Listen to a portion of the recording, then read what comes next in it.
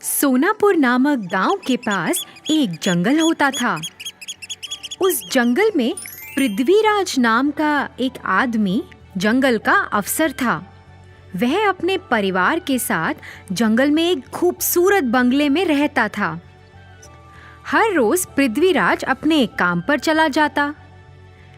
पृथ्वीराज की पत्नी पायल एक खेल क्षेत्र चलाती थी। वह उस खेल क्षेत्र में 3 घंटा काम करती थी। एक बेटा था अर्जुन। वह हर दिन स्कूल जाता था और फिर स्कूल के बाद घर वापस आकर वो भी बाकी बच्चों के साथ खेल क्षेत्र में खेलता था। खेल क्षेत्र के पीछे पृथ्वी और पायल ने एक छोटा सा खूबसूरत लकड़ी का घर पेड़ पर बनाया। वह उसे अर्जुन को उसके 9वें जन्मदिन पर उपहार के रूप में देना चाहते थे। उन्होंने उस घर में खूब सारे खिलौने रखे। फिर जैसे ही एक दिन अर्जुन अपने स्कूल से घर आया, उसके माता पिता ने उसकी आंखों पर पट्टी बांध दी और उसे उस पेड़ के पास ले गए।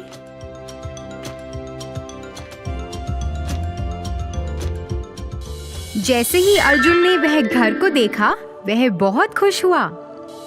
वह अपना आधा दिन उस लकड़ी के घर में ही बिताता था। एक दिन अर्जुन उस घर से अपने घर की ओर भागता हुआ आया। उसने एक चित्र बनाया था। भागते भागते अर्जुन का पैर फिसला और वह जमीन पर गिर गया। उसने जमीन पे सीप के आकार का एक शंख देखा। उसे उत्सुकता हुई कि ये क्या है, तो उसने मिट्टी में अपना हाथ डाला और उस सीप को निकाल लिया। जब उसने उसे खोला तो उसमें 2 चमकीले सुनहरे रंग के अंडे थे। हाँ, ये तो कितने सुंदर हैं। मैं तो इन्हें अपने लकड़ी के घर में रखूंगा। अर्जुन उन अंडों को लेकर अपने लकड़ी के घर में चला गया।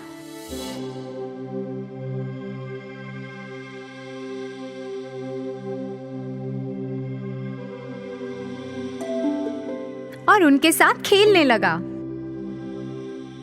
जैसे ही वह खेल रहा था, अर्जुन की माँ ने उसे पुकारा।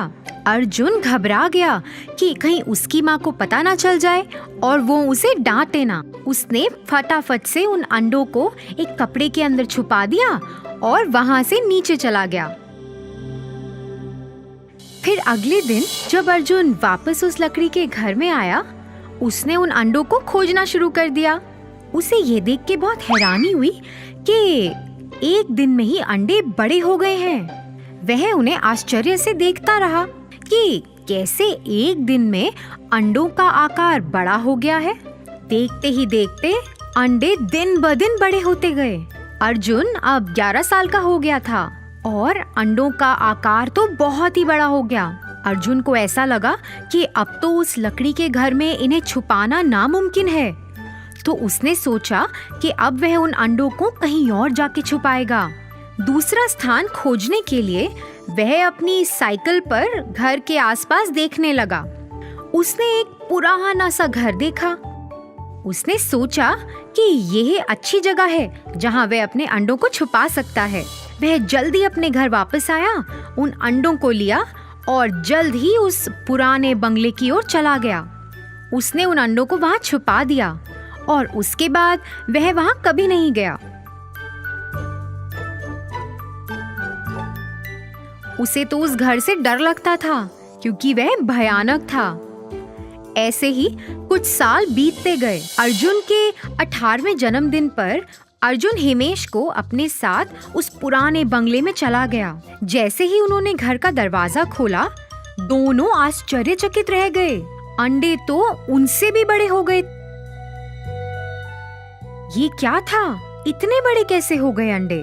क्या ये सचमुच के सुनहरे अंडे थे? उनके दिमाग में ऐसे ख्याल आने लगे। दोनों ने तय किया कि वह अंडों का राज जानेंगे। इसीलिए वह पुस्तकालय में चले गए और कुछ किताबें पढ़ने लगे जिससे उन्हें अंडों का ज्ञान हो। पढ़ते पढ़ते अर्जुन को कुछ प्राप्त हुआ। अर्जुन ने यह पढ़ के हिमेश को सुनाया कि ये सुनहरे अंडे तो बहुत खास हैं। ये शुरू में तो बहुत छोटे होते हैं और सीप के आकार के शंख के अंदर होते हैं, मगर जैसे ही इन्हें कोई छूता है और उस शंख से बाहर निकालता है, धीरे धीरे ये बहुत बड़े होने लगते हैं। जो भी इन अंडों को सबसे पहले छूता है वो इन अंडों का मालिक बन जाता है। ये जादुई अंडे हैं। इन अंडों में इतनी ताकत है कि ये किसी को भी दूसरी दुनिया में लेकर जा सकते हैं। ऐसा करने के लिए अंडों के मालिक को अपनी पहली उंगली अंडों पर रखनी है। एक बार में सिर्फ 2 लोग ही जा सकते हैं। ऐसा करने के लिए जैसे ही वह उस अंडे के अंदर जाएंगे, वह अपनी इच्छा प्रकट कर सकते हैं और अंडे उनकी इच्छा कबूल कर लेंगे। अरे वाह, ये तो कितनी अच्छी बात है। अर्जुन और हिमेश वापस उस पुराने घर में गए। अर्जुन ने अपनी पहली उंगली अंडे पर रखी। जैसे ही उसने ऐसा किया, अंडे खुल गए। दोनों एक एक अंडे के अंदर शामिल हो गए। हमें अंतरिक्ष में ले जाओ। जैसे ही उन्होंने ऐसा कहा, दोनों अंतरिक्ष में पहुंच गए और उड़ने लगे। दोनों ने बहुत मजा उठाया और फिर वापस अंडे में आ गए। उस दिन से दोनों अलग अलग जगहों पे जाते थे। एक बार वह ऐसी दुनिया में गए जहां बहुत प्रकार के फूल थे। उन्होंने आसमान की यात्रा की, बादलों में से गुजरते हुए, और धरती को वहां से देखा। फिर एक दिन वह सोच रहे थे कि अब हमें कहाँ जाना चाहिए। हे अर्जुन, अभी तक हमने कितने प्रकार की जगह देखी है, लेकिन हमें समुद्र की सैर करनी चाहिए। वहाँ तो हम अभी तक गए ही नहीं हैं। हाँ, लेकिन वहाँ हम ज्यादा देर तक रह नहीं सकते। हाँ, तो इसीलिए हमें वहाँ तैरना होगा। फिर हम समुद्र के अंदर की दुनिया को देख सकते हैं। प्यारे अंडे, हमें समुद्र के अंदर ले चलो। जैसे ही उन्होंने अपनी इच्छा प्रकट की, उन्होंने खुद को समुद्र तल पर पाया। वह इधर उधर देखने लगे। समुद्र में भिन्न भिन्न प्रकार की मछलियां थी, फूल पौधे थे और कई अलग अलग तरह के जीव थे। वह तो समुद्र के अंदर की दुनिया को देखकर हैरान रह गए थे। बस वो तो उस जगह का लुत्फ उठा ही रहे थे कि अचानक उन्होंने अपनी ओर आते हुए एक बड़ी मछली को देखा। हे अर्जुन, देखो वो कितनी बड़ी मछली है। हे भगवान, ये तो बहुत भयानक लग रही है। अरे ये कुछ नहीं खाएगी, ये तो सब जादू है। अरे नहीं बाबा, देखो वो हमारी ओर आ रही है। अरे हमें यहाँ से भागना चाहिए। दोनों आखिरकार चिल्लाए।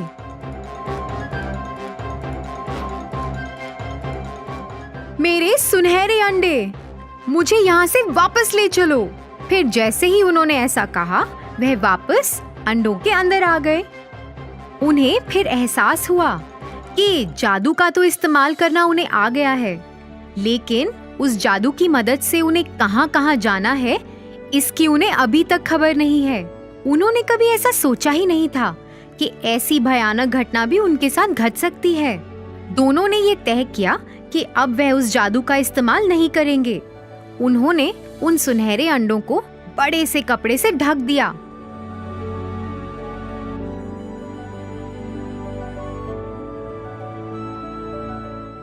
उन्होंने दरवाजे को भी अच्छे से बंद कर दिया ताकि कोई और भी उस घर में ना जा सके। इसके बाद वह दोनों उस घर में मुड़कर कभी वापस नहीं लौटे। तो बच्चों, इस कहानी से हमें ये सीख मिलती है कि हमें अपनी सीमा से बाहर जाकर कुछ भी नहीं करना चाहिए, नहीं तो हमें मुसीबतों का सामना करना पड़ सकता है।